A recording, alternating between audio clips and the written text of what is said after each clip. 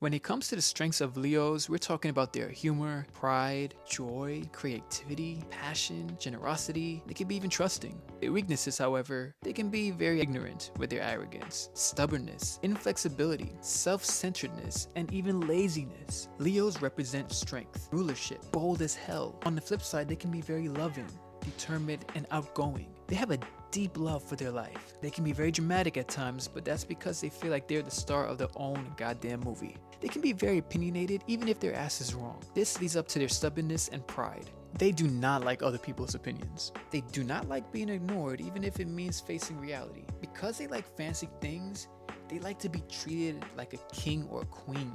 It becomes a problem when that's not the case. They have no problem for asking what they want in life, especially if their eyes are on it. It's all about status for Leos. They are self-aware of that and they're not seeing anything wrong with it.